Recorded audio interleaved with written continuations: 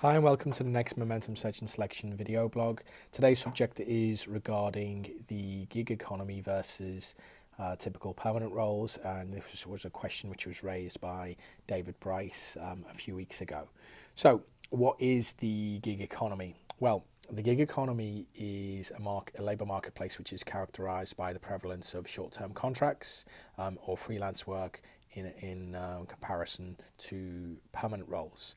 So examples of this include Uber drivers, Deliveroo contractors here in Australia, truck drivers who are paid per delivery rather than hourly wage, window cleaners, IT contractors.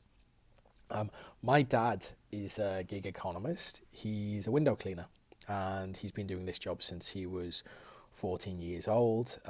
He is paid per house that the windows are cleaned for.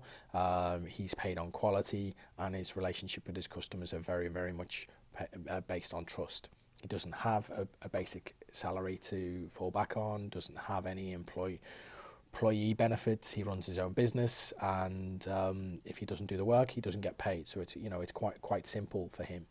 I've been working in the business transformation, IT contracting, technology transformation space for almost 20 years. And the people that we place into those contracting roles, unless they do a good job and unless they actually turn up to work, they don't get paid.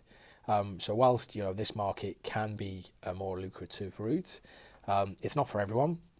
Not everybody's suited to these type of roles and the pressure that these type of roles bring, and you're not guaranteed to be in employment 220 days of the year either. So it's certainly a route which has grown a lot in the last 30 years, but not necessarily the route for everybody on the marketplace. In terms of Uber drivers, I find that really fascinating.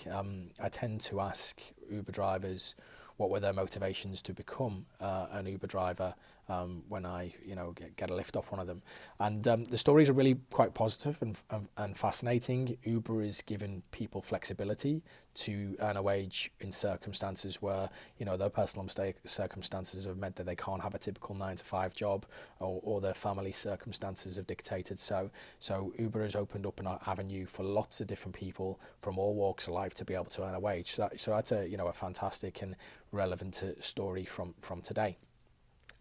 In terms of permanent and the permanent market, the workplace has changed massively in the last 20 years, and is changing at pace today.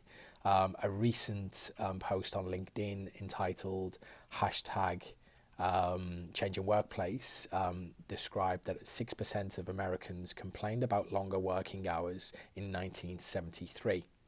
Now, in 2016, 26% of Americans were working more than 48 hours per week.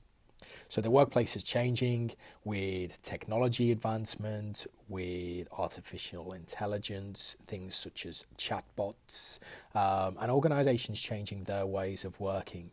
An increasing number of companies are encouraging working from home, activity-based working, etc., to attract and retain the best talent on the marketplace. So in conclusion, contracting is not without its risks. It's not for everyone. Permanent is not for everyone either. You need to think about your own personal drivers, your own situation, what works best for you. Is it the gig economy route, or is it the more traditional permanent route? I know that the jobs of the future. I've got a 2.5-year-old and a 10-week-old, and our kids will do completely different jobs most likely in the future than what we're doing today, with the advancements of artificial intelligence, robotics, etc. So that's our thoughts for today. Please stay tuned for next week's video blog. It's going to be on Agile and recruitment in the Agile space, and some of my thoughts about why it's challenging for organisations, recruiters and practitioners to be aligned with regards to Agile recruitment. So stay tuned and have a very nice weekend. Cheers. Bye.